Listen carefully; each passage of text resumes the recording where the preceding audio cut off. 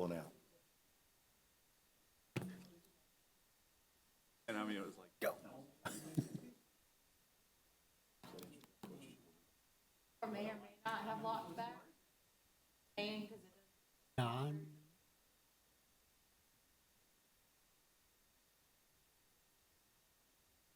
how are you? See you, sir.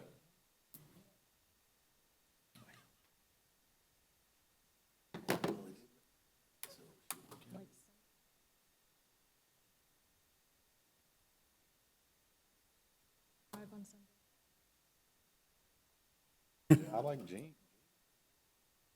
Point, I like Gene. Aye. That was good. Yeah. That's about it. Thank you, Lord, for the day, and God help anybody that makes me mad tonight. Absolutely.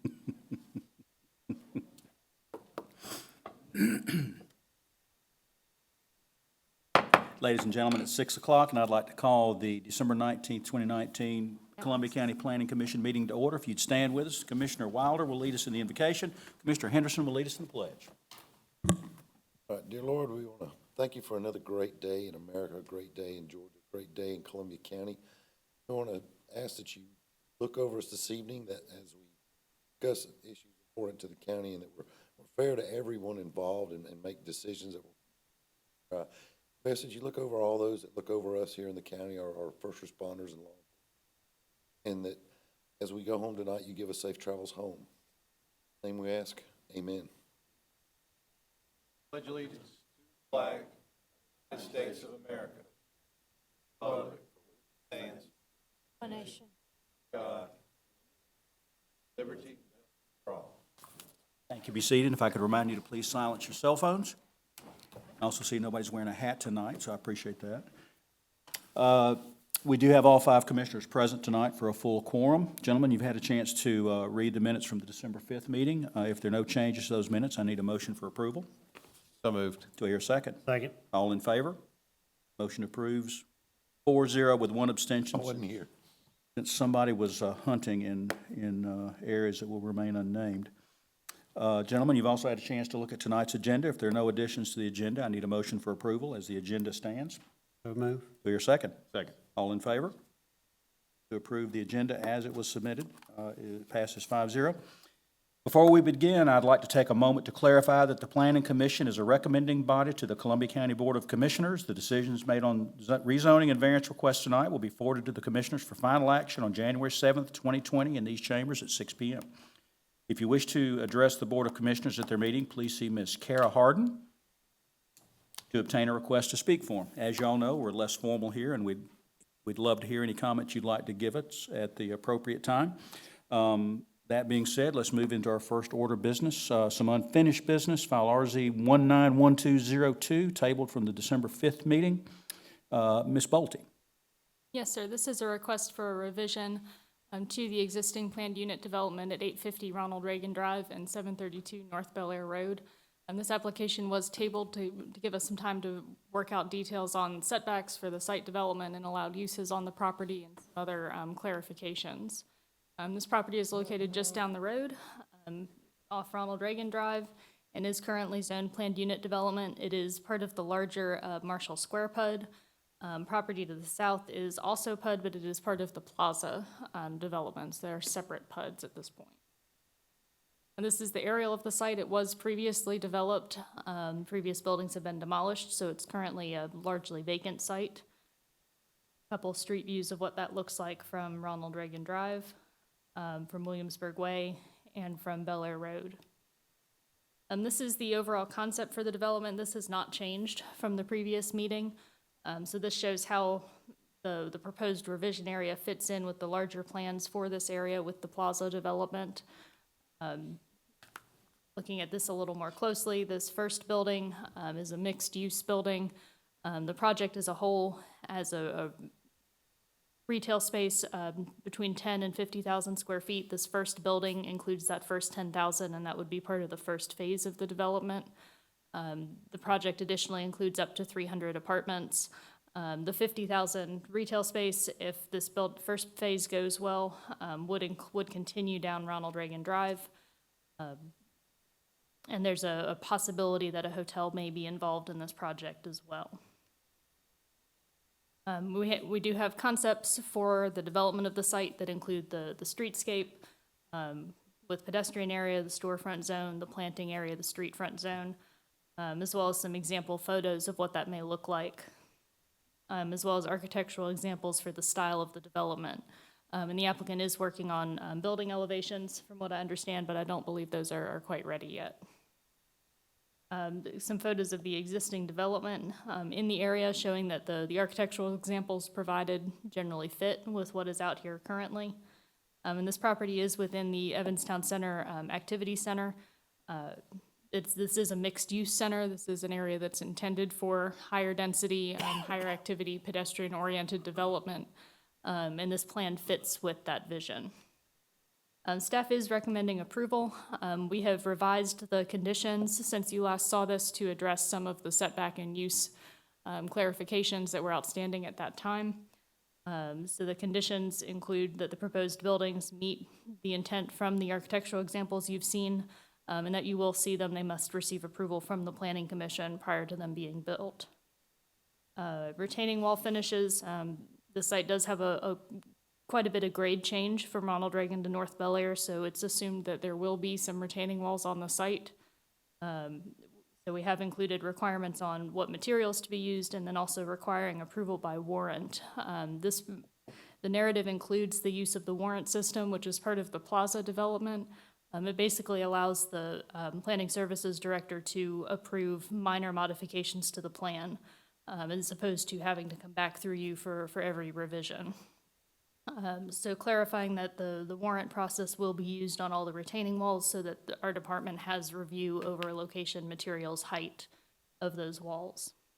Pedestrian plan to be submitted with the construction plans. Again, concerns with the slopes on the site and making sure the site is as pedestrian friendly as possible in this town center location. And then specifying the setbacks for the project. Largely this is drawn from Evanstown Center requirements, as well as with the Ronald Reagan Drive frontage, actually reducing those down even further to make sure those buildings do stay up on Ronald Reagan Drive as they're shown on the concept. Allowed uses, these are pulled, and prohibited uses are pulled pretty much directly from the plaza, so we'll have similar uses in this town center area between the two PUDs. And then clarification on the use of the warrant process and what would be appropriate to use that for. So signage, minor changes to the site plan, anything, minor relocations of buildings if a building is split a little bit or differently, but doesn't move outside of the approved setbacks. Minor changes like that would be approvable by the warrant system. And that concludes the staff recommendation. Thank you. Gentlemen, any questions of staff? This is a public hearing. Is the applicant here? Mills, would you please give us your name and home address and any additional information you'd like us to have? Sure. Matt Mills, 3009 Lake Forest Drive, Augusta, Georgia. Thank you, Danielle. She always does a better job explaining projects than I do. This is a project that we're really excited about.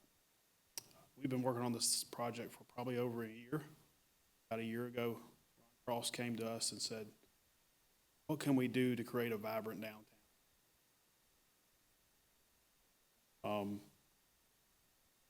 So, plan before you today, we really think can be a catalyst to drive a downtown. Look around and other cities that have vibrant downtowns. What you'll find is you have a lot of people living there. Hundreds of apartments and condominiums. Those people shop and those people eat out on a regular basis because it's convenient. Now, Augusta has struggled to have downtown come back. I believe that the primary reason for that, people don't live down there. You know, I live 2 miles away, but I go down there maybe once a month. I think most people are like that. But if you live in close proximity and it's easy to walk to a restaurant, you get home, you realize you don't have anything for dinner, it's a lot easier to walk downstairs and eat than to go shopping and come home and prepare something. So it's kind of common sense that multifamily and people living downtown creates a vibrant downtown. And I think that this can be a key component, a catalyst. Right now, the plan calls for up to 300 apartments. I think it was up to 25,000 square feet of retail. The amount of retail that we've designed in the first building, 10,000 square feet. That really will accommodate 2 restaurants, 4 or 5 shops. And it's located where the existing parking is on Ronald Reagan Drive. And we believe there's so much vacant space in Evans right now that retail should be built in steps, phased, because vacant retail will do no good downtown. We think 10,000 square feet is the right step to start with, but we left flexibility in there because if it's successful, we would like to develop more. You know, if you think about concerns people have had with multifamily in Augusta, really it comes down to crime, burden on the school system. Those are the 2 complaints that we hear. And I guess the best example I can think of to kind of combat those concerns, we built the Crane Creek projects that's in across from Best Buy. Class A project, 300 units, similar in size to this project. We had Sheriff Whittle come visit the site with us. In the 3.5 years of operations, it has had 0 calls for the police, 0 crime. Clay Whittle actually called, verified it, that. And after leaving, he said, this is the kind of community I could welcome. For a long time, I believe Sheriff Whittle was kind of against it, and it's just because of the nature of the product that was there. Rents in this project will average over $1,400 a month. Looked at our Crane Creek project, we had over 65% of the people living there made over $100,000 a year. So these residents are professionals that are successful, that choose to rent versus own, maybe because they're here with Fort Gordon first. But having them downtown be the huge catalyst, I think, for the success of the Performing Arts Center, success of Maybaum's building. I mean, Maybaum built a beautiful building. Last time I checked, it was 46% occupied. But I think employers come and look at space to lease in the Maybaum building. We'll look and say, hey, this makes sense. My people can live right there. They can go across the street and have lunch during creating an environment where I think employers want to be. And it's going to kind of help round out. The office has been there, built there today and give that much needed people living there to make it thrive. And now's the time to do it because Performing Arts Center will be done in the next year. I think we got to build on the momentum that started, and this is the highest and best use. I mean, before this was a assisted living project, which was full. Those people, they didn't leave the site.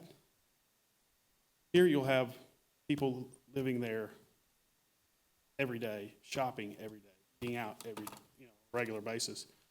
And I think it's a perfect fit for downtown, and we've enjoyed working with staff, and I think we're fine with all the conditions. And I think we've come up with a narrative that drives what we want to do, and we're really excited about it. Sir. Gentlemen, any questions? I can tell you, I can verify what you said about Sheriff Whittle. Being on this board for 12 years, I've received phone calls from him on every apartment complex that's become before us, and yours is the first one that he said that he would welcome. He was not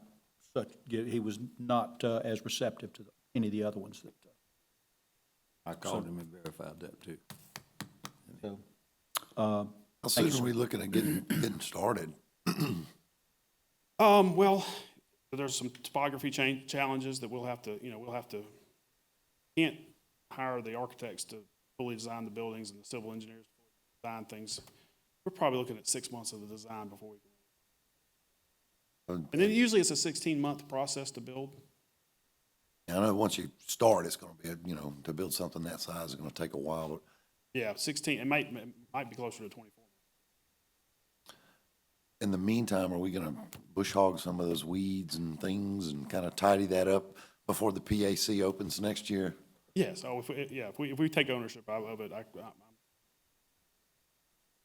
Matt Schlochter never hesitates to call me if he wants something cut, and I usually can oblige. all right, gentlemen, any other questions? Thank you, sir. Thank you.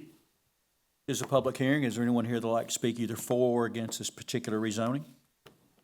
Seeing none, I'll close the public hearing and accept a motion to approve, deny, or to table. Chair, I make a motion to approve with conditions file RZ 191202, major flood revision. Do I hear a second? Second. Discussion? All in favor? Motion to approve carries 5-0. Next issue, or next item tonight is a temporary use authorization. Ms. Neal? Yes, so this is a presentation only for a temporary use authorization at 5104 Knox Farm Road on .49 acres. It's currently zoned single-family, R3 single-family residential. This was approved by staff on December 2nd.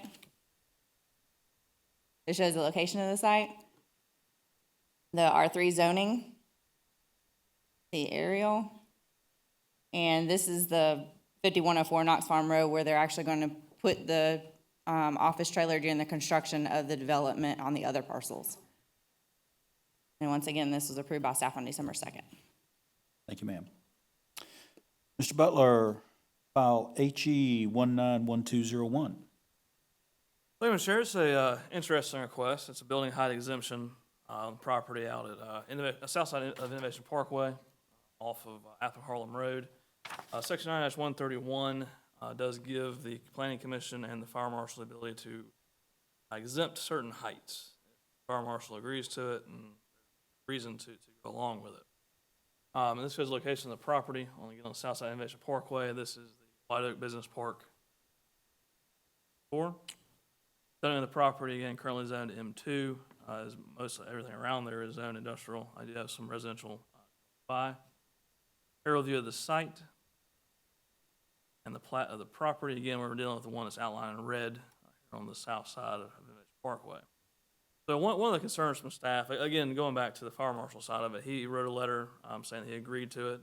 Had some of the reasons why he agreed to it in there. I'm not going to really get into that. That's more for if there's any questions on that. Paul can answer those questions. One of the concerns from staff, this request is for the entire property. With kind of what you have here with Athol Harlem Road running here, you don't really want a building that's 105 feet to be up on that road. So in discussions with the Development Authority, we do have a condition limits it to only the area that's outlined here, limits it south of the creek. The other thing too, we do not want to have this apply to billboards, so there is a condition that speaks to that as well. Likely we will have to do that, but again, we're being cautious because we don't really want a 105-foot billboard. Staff recommend approval of conditions of it. Again, the height exemption only applies to buildings. Billboards not included in this exemption. Also, height exemption only applies south of the creek indicated on the recorded plat. That includes staff recommendation. Gentlemen, any questions of staff? Is the applicant here?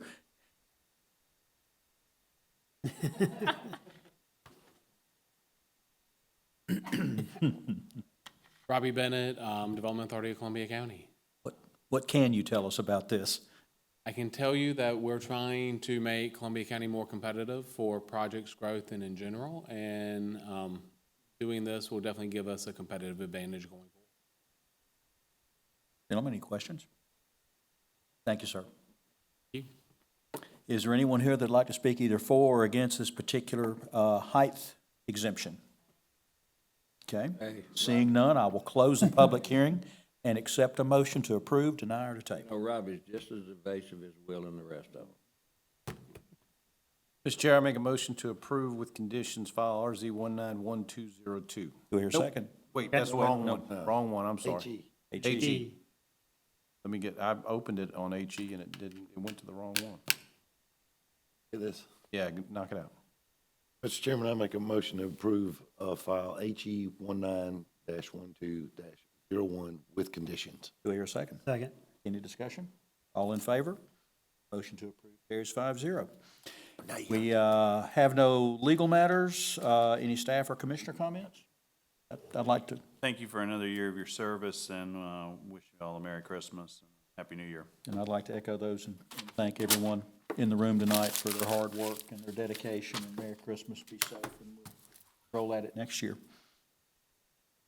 I would ask the public if we've got any comments, but evidently they've all gone to the big sale at Marcella's, so. Oh. The only way she can get people in there. So I guess at this point, we'll need a motion to adjourn. So moved. Do I hear a second? Second. Any discussion? All in favor? Motion to adjourn carries 5-0.